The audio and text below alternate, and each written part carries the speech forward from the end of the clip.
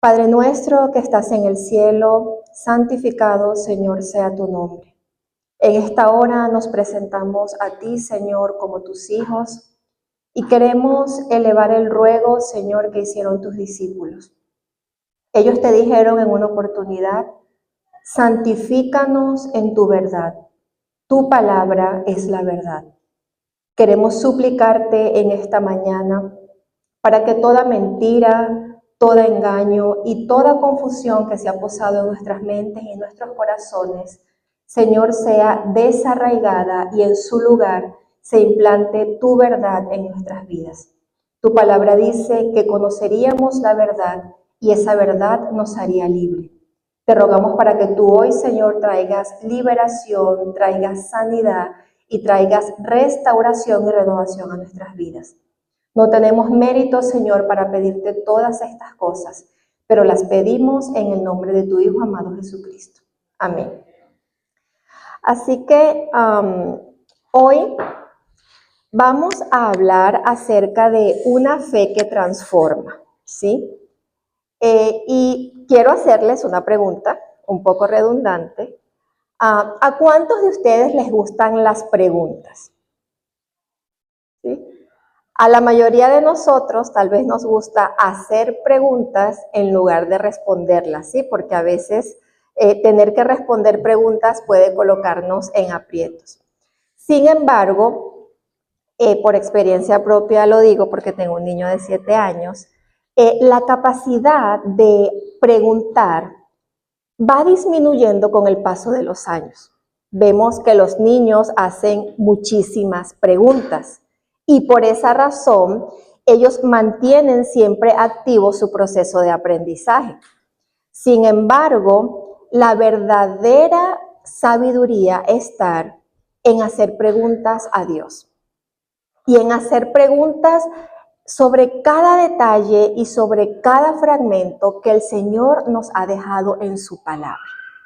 Y la Biblia dice que debemos de ser como niños para entrar en el reino de los cielos. Y una de las características de los más pequeños, vuelvo y repito, es que hacen muchísimas preguntas. Pero los niños también saben a quién preguntar. Así que en esta mañana la invitación es para que conforme avanzamos en el tema, usted en su mente vaya preguntándose con cada fragmento de la palabra que vamos escuchando. Vaya haciéndose preguntas, porque el Señor en esta mañana va a dar respuesta a todas las interrogantes que vengan a nuestra mente cuando estudiemos esta porción de la palabra. Usted va a encontrar respuestas liberadoras, usted va a encontrar en estas verdades una fe que transforma. Así que, ¿cuántos vamos a hacer muchas preguntas en esta mañana? Hágale sus preguntas al Señor allí en su mente. El Señor conoce sus pensamientos y va a traer en esta mañana la respuesta que cada uno de nosotros estamos necesitando. Así que la lectura bíblica del día de hoy se encuentra en el Evangelio de Marcos, capítulo 9, versículo 23. Jesús les dijo: si puedes creer, al que cree, todo le es posible. Yo estoy seguro que la mayoría de las personas que estamos aquí, incluso las visitas que nos acompañan en esta mañana, han escuchado al menos una vez este pasaje. ¿Alguno de los que están presentes nunca había escuchado estas palabras de Jesús? Nadie levanta su mano, ¿sí? Quiere decir que todos los que estamos acá hemos escuchado esta palabra. Y resulta que la hemos escuchado porque esta palabra o esta frase de Jesús es uno de los versículos más motivadores que nosotros encontramos en la Biblia. De hecho, la respuesta de nuestra mente es automática.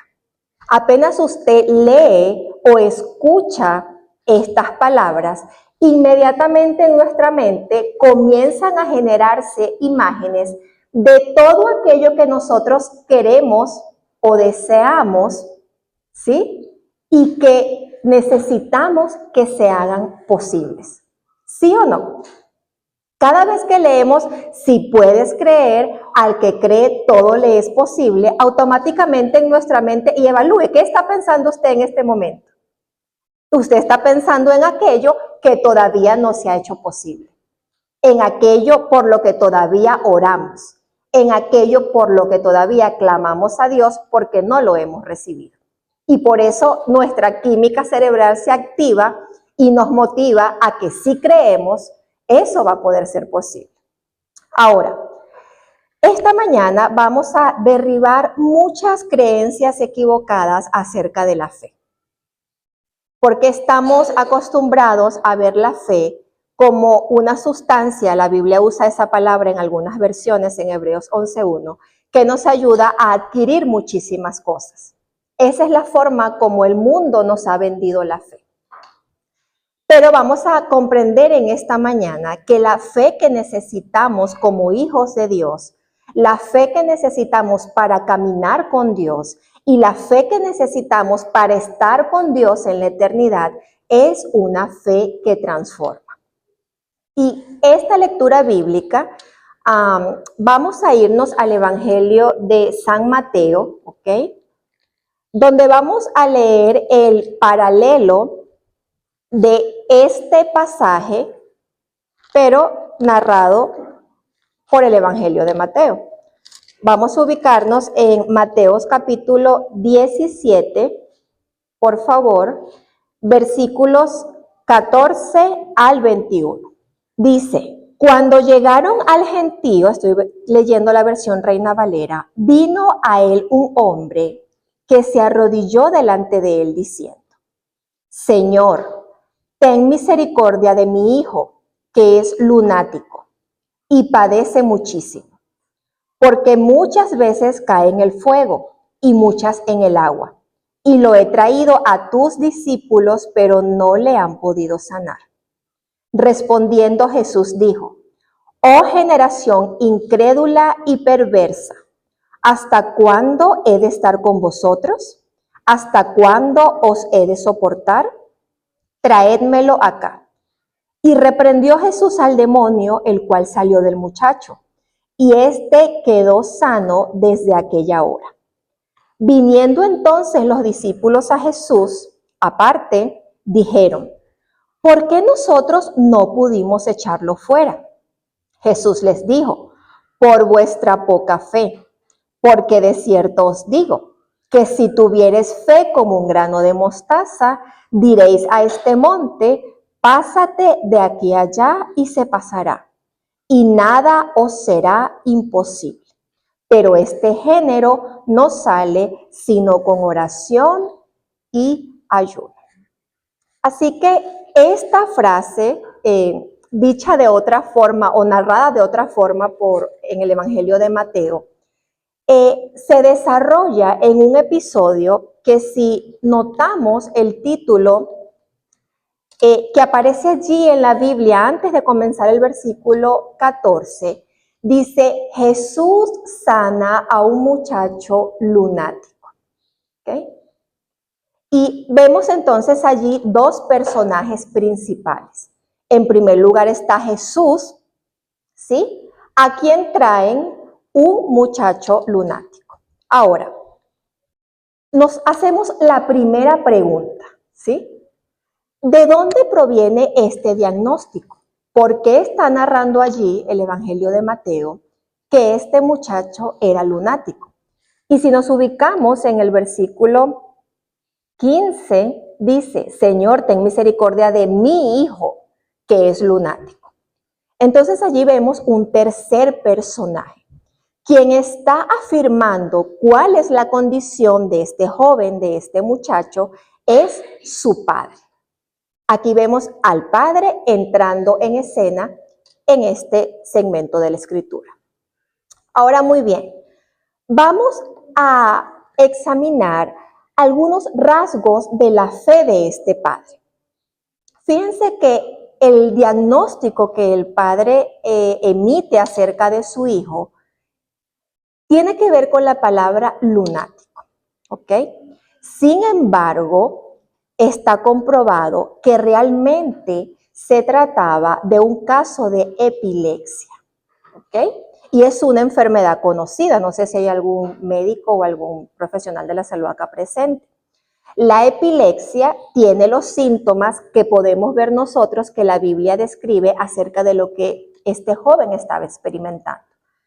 La epilepsia produce una hiperactividad a nivel neuronal, ¿sí? Y eso genera que haya como choques eléctricos que entonces producen convulsiones, hay movimientos involuntarios, de hecho hay pérdida del conocimiento y de la memoria por periodos de tiempo. Ahora, ¿qué sucede? Este diagnóstico que este padre da diciendo, mi hijo es lunático, es una creencia que proviene de un pensamiento supersticioso, ¿ok? ¿Por qué? Porque para ese momento, relacionado con el paganismo, se creía muchísimo en que ciertas condiciones de las personas eran producto de la influencia de los astros, como el sol o en este caso de la luna. Por eso se usa la expresión lunático. Lo que pensaban que estaba sucediendo con este joven, con este muchacho, era que la luna, con el poder que ellos creían que la luna tenía, influenciaba a este muchacho y ocasionaba todo ese padecimiento y todo ese sufrimiento que era evidente para todos. Así que cuando leemos este pasaje de entrada, pudiéramos pensar que realmente este padre estaba lleno de fe, porque vio a Jesús, presentó su hijo delante de él y antes lo había presentado también ante los discípulos del Señor. Pero resulta que vamos a ir viendo a lo largo del pasaje que este padre no tenía una fe real. Este padre tenía una fe contaminada. Y vamos a avanzar.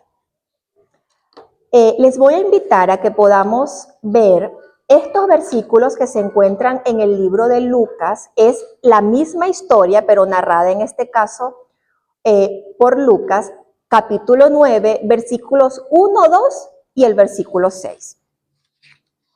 Y el texto relata: habiendo reunido a sus 12 discípulos, hablando de Jesús, les dio poder y autoridad sobre todos los demonios y para sanar enfermedades. Y los envió a predicar el reino de Dios y a sanar a los enfermos. Y saliendo, pasaban por todas las aldeas, anunciando el evangelio y sanando por todas partes. Así que si nosotros observamos los sucesos previos a este episodio donde el muchacho lunático es presentado ante los discípulos en primer lugar y luego ante Jesús para ser sanado, resulta que los discípulos acababan de recibir la misión evangelizadora más grande de la historia. Y fíjese todo el poder que recibieron. Dice, poder y autoridad ante los demonios y para sanar enfermedades. Los envió a predicar el reino de Dios y a sanar a todos los enfermos. Entonces, ¿qué está sucediendo acá? Los rumores de que los discípulos estaban haciendo milagros, señales y prodigios en Galilea llegaron a los oídos de este padre del muchacho lunático. Y él automáticamente vinculó esas maravillas y esos milagros con su fe contaminada, con su pensamiento supersticioso. Y por eso dijo, esos hombres con esos poderes que para él no eran un poder que venía del Dios Altísimo, sino que tenían que ver con algo más relacionado con el misticismo, él dijo, esos hombres entonces pueden sanar a mi hijo.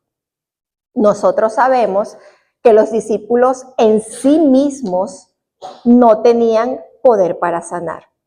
Ese poder había sido una entrega, un don que Jesús les había entregado para poder cumplir esa misión evangelizadora. Y vamos a ir viendo esto acá. Otra pregunta que nos vamos a hacer, ¿dónde estaba Jesús? ¿Sí? ¿Dónde estaba Jesús en ese momento? Si vemos la narración en los pasajes anteriores, ¿por qué este padre se presenta es ante los discípulos primeramente? Resulta que en ese lugar, en esa llanura, donde este padre del muchacho lunático se encuentra con los discípulos, solamente había 9 discípulos en ese momento, porque 3 de ellos, los 3 restantes, se encontraban con Jesús en el monte de la transfiguración. Entonces, mientras Jesús estaba allí, ¿sí?, recibiendo la gloria de Dios y transfigurándose y dándole testimonio a Jacobo, a Pedro y a Juan, 9 de los discípulos están allí abajo. Y vamos a ver qué tienen que ver estos acontecimientos. ¿Por qué este hombre no esperó que Jesús descendiera para presentar el caso de su hijo directamente ante él, sin intermediarios? Y vamos a respondernos esta pregunta. Lo primero es que este hombre no estaba buscando a Jesús. Ni le conocía, ni deseaba conocerle. Lo segundo es que la confianza que este hombre estaba manifestando en una posible sanidad para su hijo no tenía que ver con una fe real en Jesús, ni en un conocimiento de que Jesús era el Hijo de Dios, el enviado de Dios, sino en las capacidades místicas, como lo dijimos anteriormente, de sus discípulos. Ahora bien, podemos ver en este relato que esto representó una decepción para todos los involucrados. La Biblia nos muestra que en ese lugar no solo estaban los 9 discípulos, no solo estaban el padre y el muchacho lunático para ellos, también estaban los escribas y los fariseos. Así que había 2 aguas. Aquellos quienes deseaban que ese milagro fuera hecho, ¿sí?, para afirmar el poder de Dios y la obra que Dios le había dado a sus discípulos, pero también estaba la contraparte, los escribas y fariseos que deseaban en su corazón que el milagro no fuese hecho, para seguir cuestionando la obra que Jesús y sus discípulos tenían que hacer sobre esta tierra. Evidentemente, en ese momento fue una gran decepción para todos, porque ¿qué cuenta la Biblia que sucedió? ¿El muchacho lunático pudo ser sanado cuando fue presentado ante los discípulos? No fue sanado. No ocurrió como el hombre esperaba, porque colocó su confianza en otro hombre y no en el Creador y en el dador de la vida. Ahora, muy bien, a partir de este momento vamos a ir notando detalles que nos van a demostrar cómo este padre comienza a trascender en su fe. Cómo él pasa de una fe que ya estamos viendo que está contaminada, llena de misticismo, de superstición, de paganismo, a una fe que se está acercando a la fe que Dios quiere que nosotros como sus hijos tengamos. Si podemos leer más adelante en los versículos bíblicos, nos vamos a dar cuenta que deja de nombrarse a este muchacho como lunático y comienza a darse allí la distinción de que él realmente está endemoniado o que está influenciado por el maligno. Esa es la primera diferencia que debemos notar. Ya el pensamiento supersticioso y místico se va desarraigando de la mente de este padre y comienza entonces a hablarse en otro lenguaje, conforme la realidad que se está presentando. Y aquí tenemos una verdad muy reveladora. El gran milagro. Cuando leemos este pasaje, podemos pensar inicialmente que el milagro que se necesitaba en ese momento era la sanidad del muchacho lunático. Es lo que pensamos, ¿cierto? Y de hecho el título dice, Jesús sana a un muchacho lunático. Y siempre nos han presentado este fragmento de la historia como el gran milagro que Dios hace, que Jesús hace, sanando a este muchacho que llevaba mucho tiempo lunático. Y vamos a ver eso más adelante. Sin embargo, Aquí ocurrió un milagro mayor, un milagro que nadie puede hacer. La fe de un hombre fue purificada.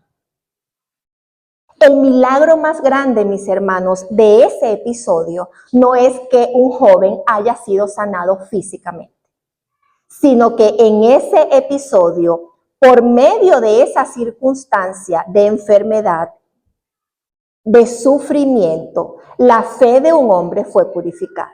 Y ese es un milagro, déjenme decirles, que los discípulos no podían hacer. Los discípulos pudieron haber sanado al muchacho lunático si su fe no hubiese sido poca.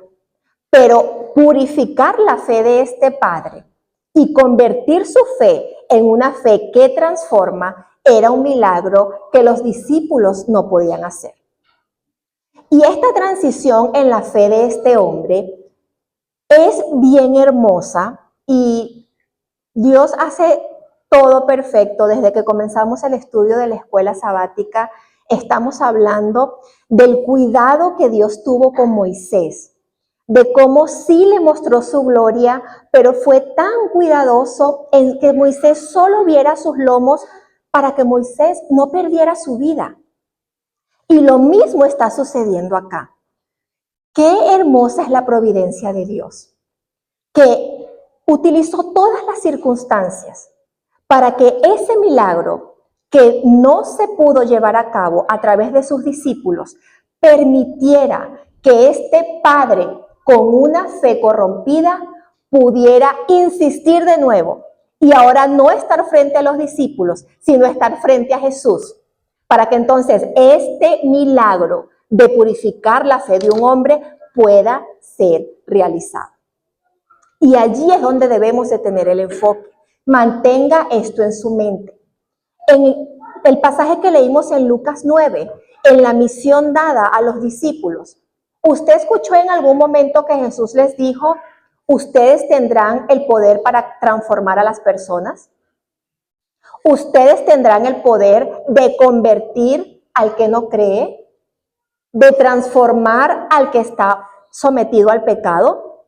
Nunca. Porque ese es un milagro y una obra que está reservada para Cristo. Y ese era el milagro que el Señor quería hacer en este momento y es el milagro que Dios quiere hacer hoy. Es el milagro que el Señor quiere hacer en tu vida, en mi vida y en la vida de los que me rodean. Ahora, seguimos con más preguntas. Y a mí me encantan las preguntas porque a Dios le encantan. En la mayoría de los pasajes bíblicos donde Jesús se encuentra con personas con las que quería relacionarse, siempre hace preguntas. Y una de las preguntas que Jesús le hace a este padre, cuando el padre le cuenta todo lo que ha sucedido y que sus discípulos no pudieron darle una solución, Jesús le dice, ok, tráeme acá al muchacho. Pero le hace una pregunta, le dice, ¿cuánto tiempo hace que le sucede esto? Y esto no es solo una pregunta para Jesús hacer caer en cuenta de cuánto tiempo tiene este joven enfermo. Esto es una pregunta para que el padre sea consciente de cuánto tiempo ha mantenido una fe que no es correcta, una fe que está corrompida, una fe que no es la fe que le agrada al Señor. Los historiadores bíblicos mencionan que efectivamente esta enfermedad la padecía este muchacho desde que era niño. Sin embargo, señalan que los síntomas no deben de haber sido tan intensos desde el inicio, porque como lo narra la Biblia, de hecho dice que a veces era arrojado en el fuego, ¿sí? Si esto hubiese ocurrido desde el inicio, no se cree que este joven hubiese podido soportar tantos años de vida y tal vez hubiese fallecido aún siendo niño. Así que otra pregunta que deberíamos hacernos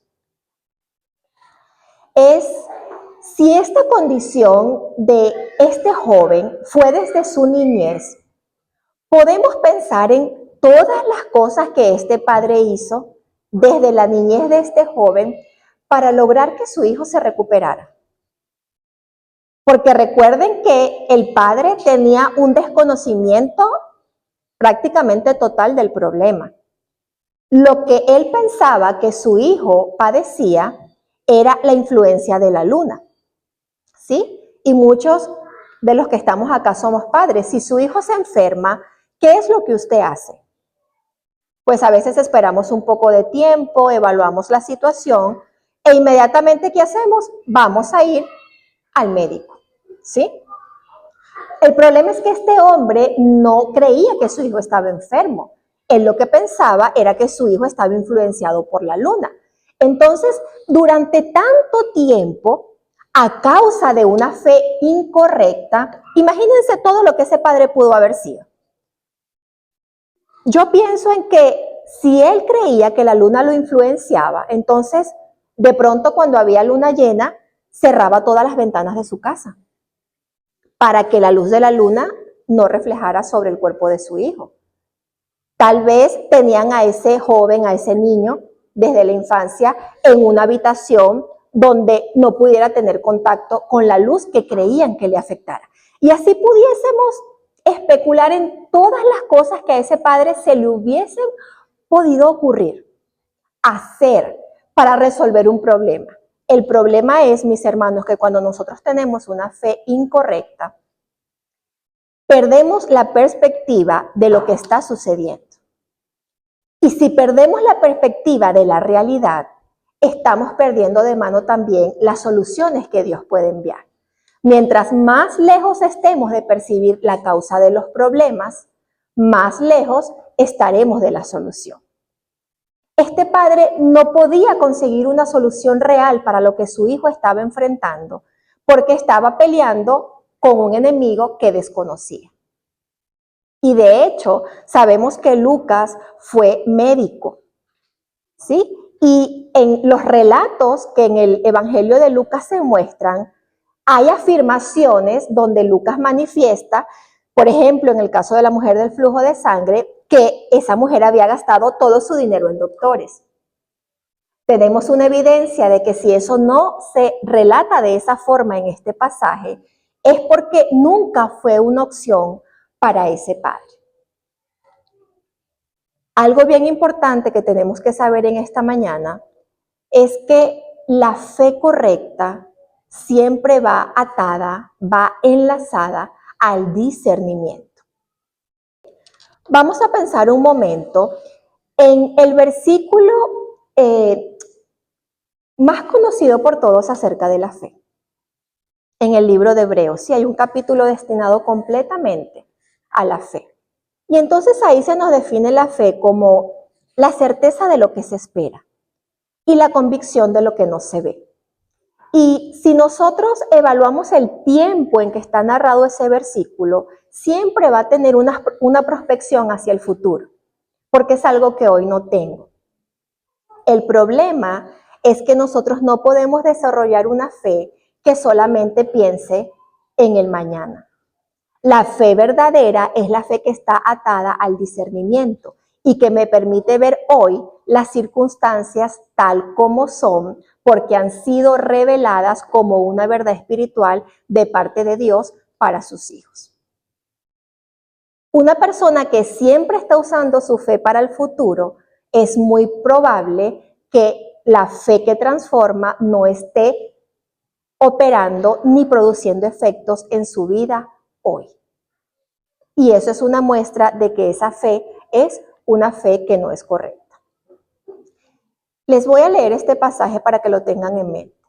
Dice, hemos testificado acerca de una fe que obra milagros, pero no una fe que transforma. Los milagros tienen una línea de tiempo escasa.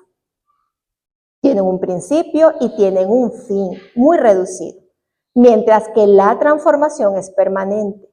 Transitas en ella cada día por fe.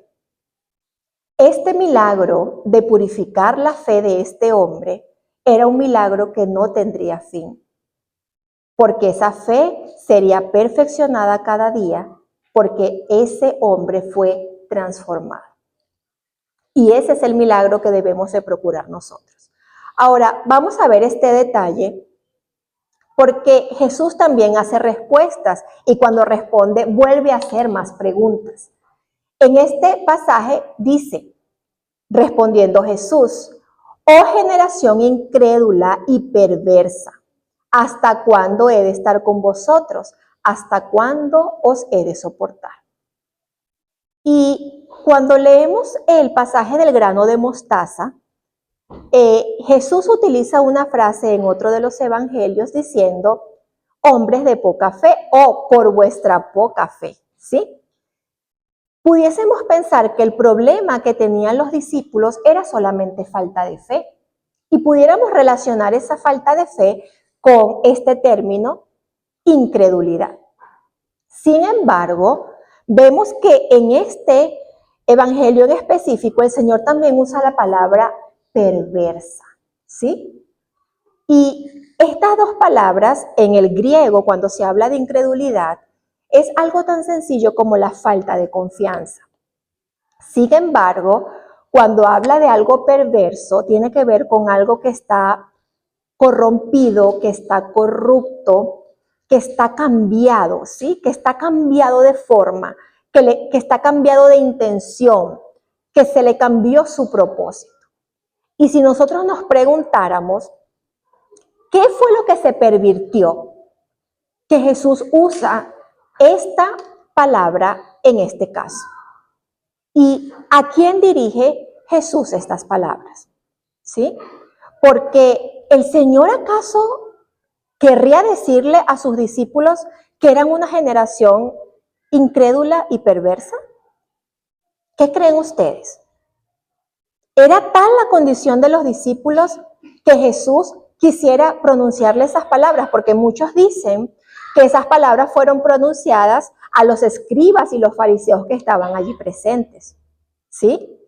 Porque son unas palabras bien fuertes, sobre todo viniendo de parte de Jesús.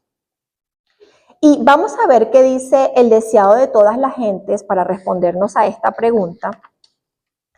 Allí el pasaje muestra lo siguiente. Jesús miró en derredor suyo a la multitud despavorida, a los cavilosos escribas, a los perplejos discípulos, y vio incredulidad en todo corazón. Quiere decir que esto no fue solo para los escribas, ni para este padre, que ya sabemos que su fe estaba corrompida, sino que en todo corazón presente en ese episodio, el Señor vio incredulidad. Y con voz llena de tristeza exclamó, oh generación infiel, ¿hasta cuándo estaré con vosotros? ¿Hasta cuándo os tengo que sufrir? Luego ordenó al padre angustiado, trae a tu hijo acá. Así que la hermana Elena de White nos revela y nos responde a quién le dice Jesús estas palabras, y los discípulos estaban allí incluidos. La pregunta que deberíamos respondernos es, ¿qué era lo que esta generación estaba distorsionando, corrompiendo, trastornando, torciendo o malinterpretando? Y la respuesta es la fe. Los discípulos habían hecho tantos milagros en el nombre de Jesús que centraron su mirada en comprender o en interpretar que la fe solo tenía que ver con milagros externos. ¿Sí?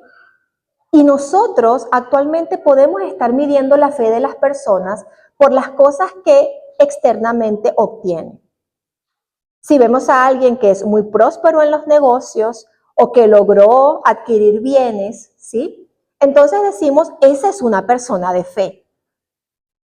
Pero la fe que el Señor quiere enseñarnos en esta mañana no es la fe que nos ayuda a alcanzar ese tipo de cosas, que están muy bien y que también nos corresponden como hijos y como herederos de los tesoros del reino. La fe que el Señor quiere mostrarnos en esta mañana es la fe que tal vez no podemos ver de inmediato, pero la fe que da fruto. Y por eso el Señor habla del grano de mostaza.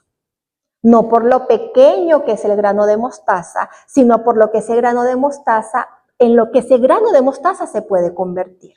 Una vez que cae en tierra, que se somete a las leyes naturales del Creador y entonces puede comenzar a ser un árbol frondoso y a dar fruto.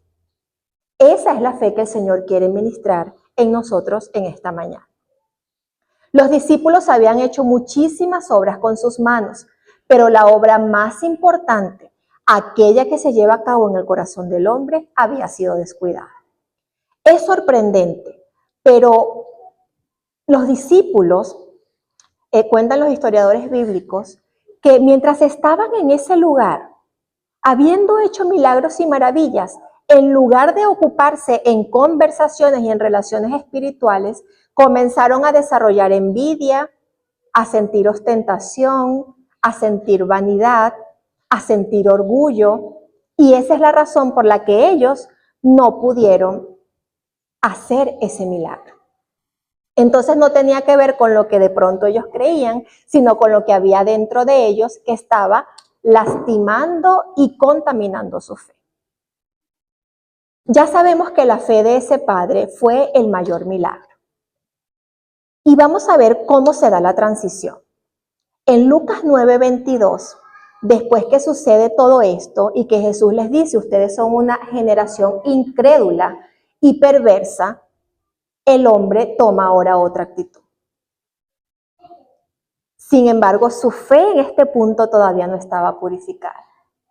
El padre responde. Esto es como decir, sí, Señor, yo sé cómo está la situación. Yo sé que somos una generación incrédula, yo sé que somos una generación perversa, pero si puedes hacer algo, ten misericordia de nosotros y ayúdanos. ¿Y por qué sabemos que en este punto todavía la fe de este hombre no estaba purificada? Porque podemos ver duda en ese pasaje, ¿o no? La mayor obra en la que el cielo se ocupa incansablemente es en la liberación del pecado y la transformación del alma salvada, para estar preparada para una vida de eternidad junto a Cristo, su libertador y salvador. ¿Ustedes pueden notar la incredulidad y la duda que hay en este pasaje? Pero si puedes hacer algo. O sea, yo no estoy seguro que tú puedas, pero si puedes, por favor, ten misericordia y ayúdanos.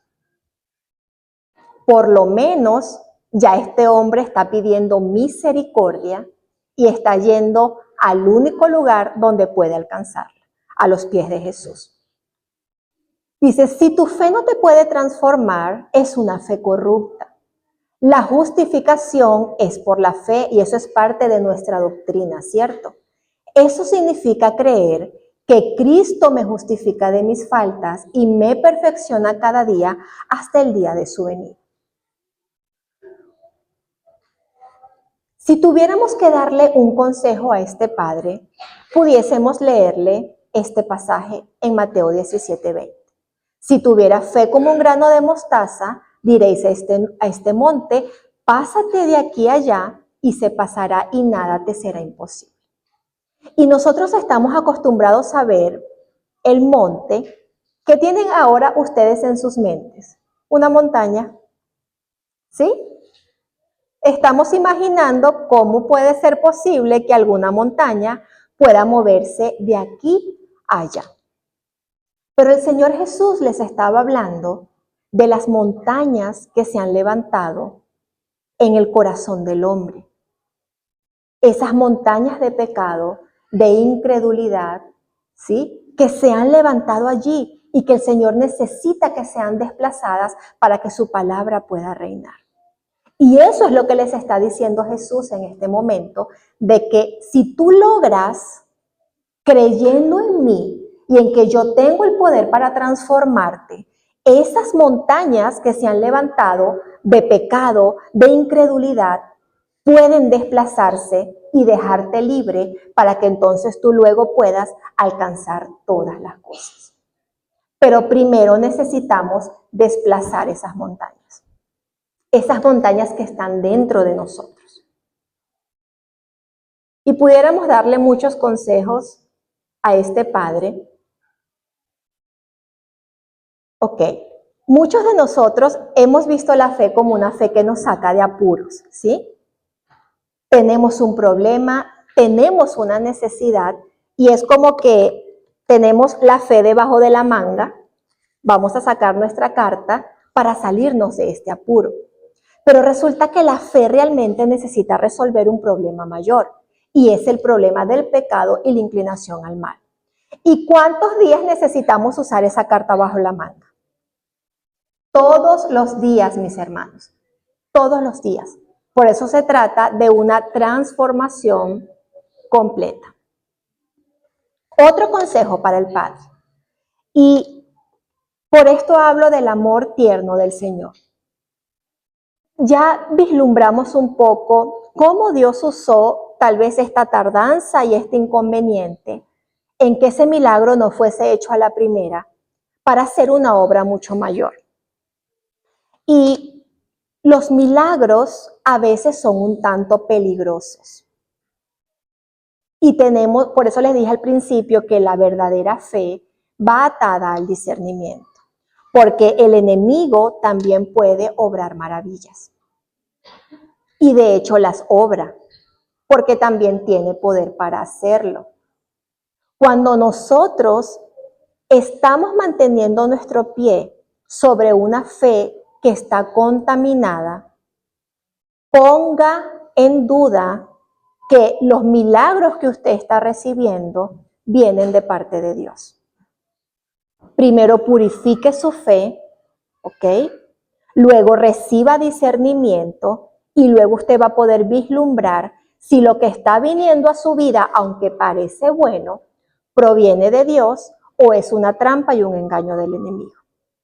Porque el enemigo muchas veces va a enviar bendiciones que están disfrazadas para que nosotros pensemos que todo está bien.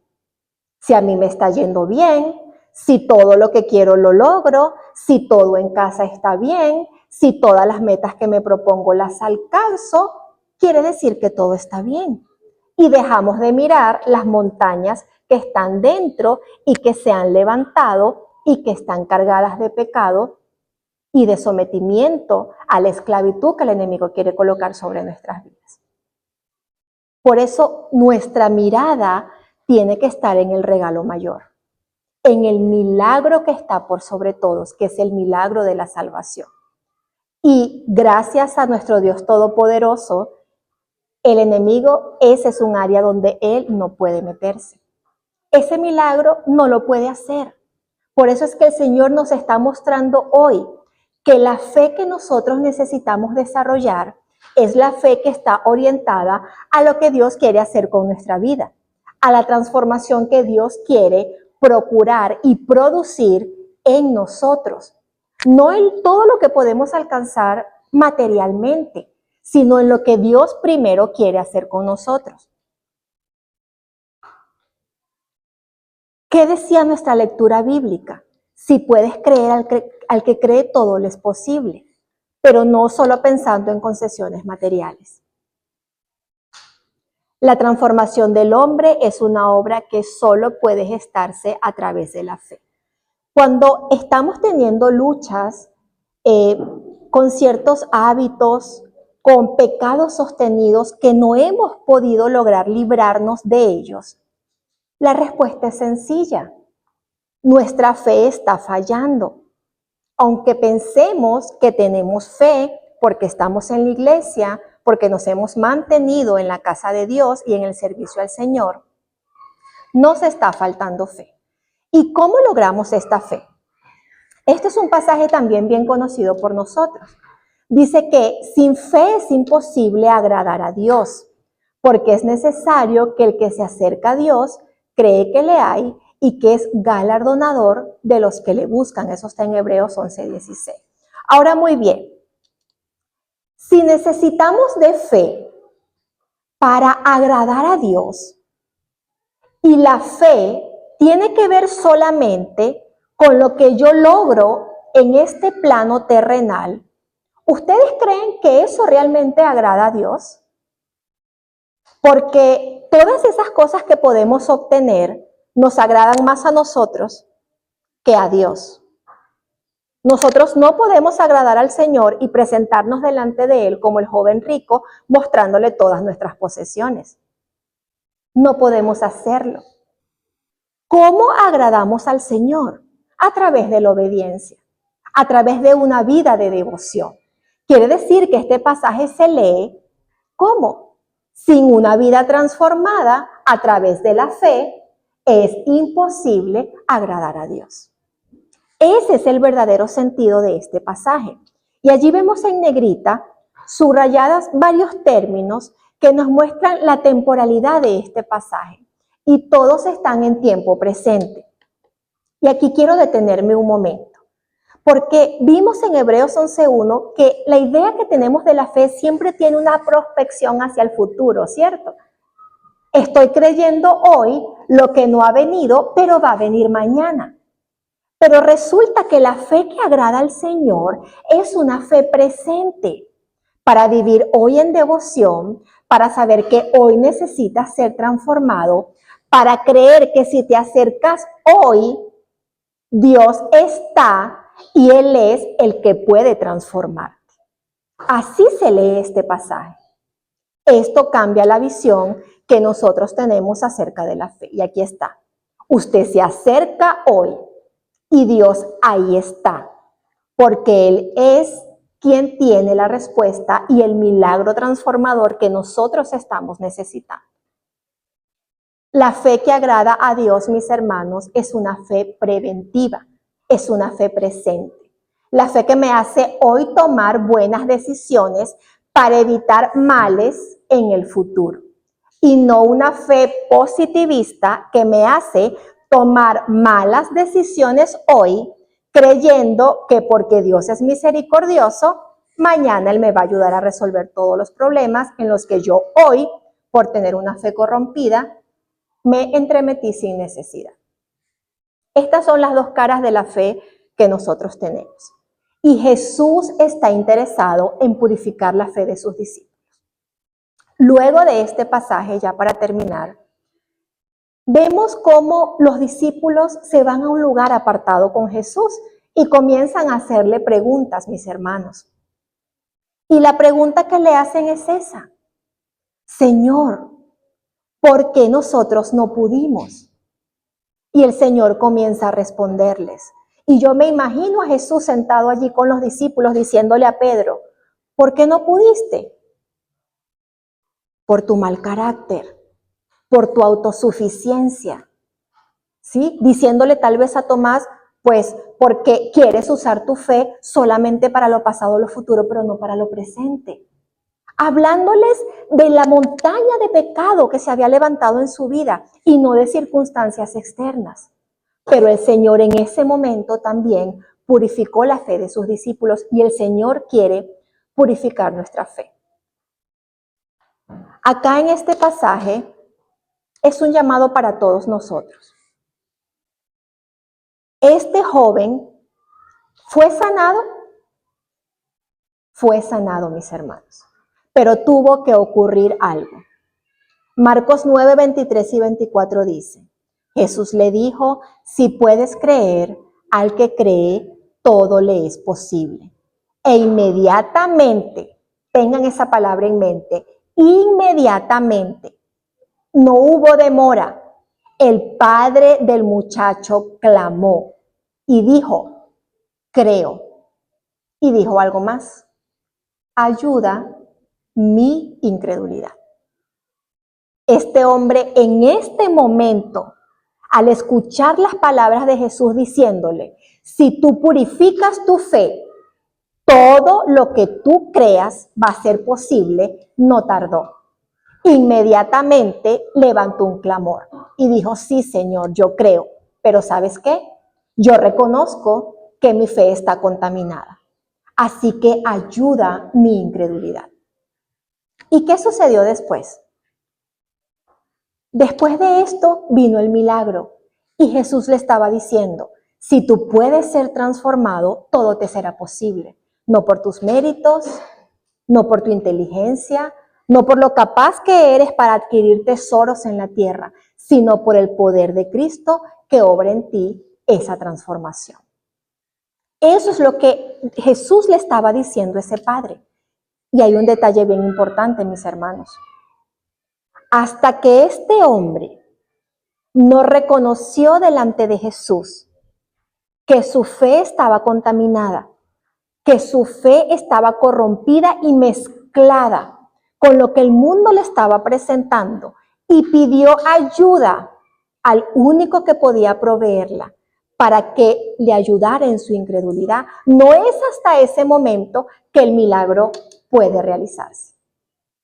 Automáticamente, con la misma rapidez que este hombre elevó su clamor, con esa misma rapidez, ¿qué sucedió? Ustedes lo saben y vamos a leerlo. Reprendió Jesús al demonio, el cual salió del muchacho, y éste quedó sano desde aquella hora.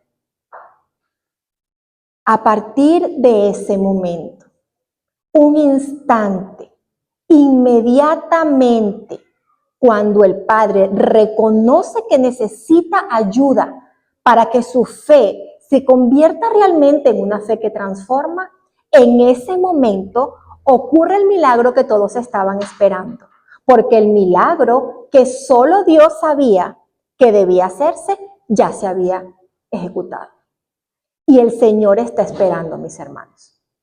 Tenemos muchísimas peticiones, tenemos muchísimas metas. Tengamos la edad que tengamos, sí, nos encanta ver hacia el futuro, hacer planes y pensar cómo debo esforzarme hoy, cómo debo planificarme hoy para que eso sea posible. Lo que tenemos que hacer es sencillo. Pidámosle a Jesús sin miedo: Señor, ayuda en mi incredulidad. Cuando el milagro de transformación se ejecute cada día en nuestras vidas, los otros milagros vendrán. Y tendremos la plena seguridad de que el milagro ha llegado de las manos de Cristo, que nos los ha concedido como un don hermoso, por ser su pueblo, por ser sus hijos y por atender a su llamado. La invitación, mis hermanos, es a que sin miedo podamos decirle a Jesús: Señor, ayuda en mi incredulidad. Hemos orado tanto por los jóvenes, y a todas las iglesias que voy el clamor es el mismo. Pero, ¿qué tuvo que ocurrir para que este joven fuera sanado y libertado? Los padres tenemos una misión que cumplir. Mi hermana, no importa que ese joven esté encerrado en su cuarto. Usted le debe llevar este mensaje a esa familia. Este mensaje es para ellos. No importa lo que nuestros hijos estén experimentando hoy, ni la forma como el mundo esté distorsionando la fe que Dios les entregó. No importa. Usted ore por ellos. Pero ocúpese en que su fe se convierta en una fe transformadora. Cuando usted comience a comportarse como ese granito de mostaza, hoy no lo vemos. Hay familias inconversas, con dificultades con sus jóvenes, y tal vez la fe es así. Pero esa fe que transforma en las manos del Señor va a convertir a esos padres, me va a convertir a mí como madre, los va a convertir a ustedes en un árbol frondoso para dar frutos dignos de arrepentimiento, que sean el mejor testimonio para que los jóvenes puedan afirmarse en el Señor, para que podamos recibir esa buena noticia de que el Señor obró a través de la fe que transformó las vidas, y ahora esos jóvenes han sido rescatados, han sido sanados, han sido libertados. Estamos muy afanados por hacer una obra en ellos. Recuerde, el milagro que debe ocurrir en la vida de esos jóvenes no viene de nuestra mano. No podemos hacerlo nosotros. Solo podemos ser intencionales en que el milagro ocurra primero en mí. Y luego que ese milagro ocurra en mí y que yo pueda presentarme diariamente delante del Señor con humildad diciéndole: Señor, ayuda en mi incredulidad, entonces el milagro va a comenzar a producirse en cada petición que hemos presentado delante del Señor.